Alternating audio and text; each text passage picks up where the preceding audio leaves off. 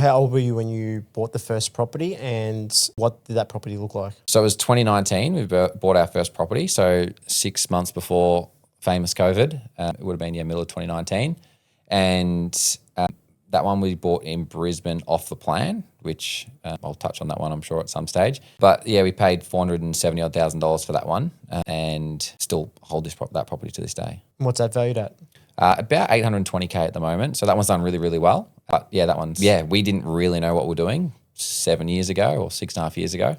It was blatantly just we know someone who's a buyer's agent. They said, buy it. What do we know? Let's just buy it. So yeah. So you guys come up with a deposit, buy this home. You guys are what, 24? Yeah, yep. I was 20. I would have been 23, 24. Yeah, there you Brooke go. was 22, I think. Yep. Beautiful. Then the next one, how do you go about number 2, and what was the gap of the year there? Yeah, so I guess at our age and our income, and same again, a lot of our clients go through the same, and is that first property is always going to be the hardest one to get to number 2. We bought this one off the plan, so it wasn't built. It was pretty quick build, but that settled, the land settled, and we got the keys to the property in the middle of 2020.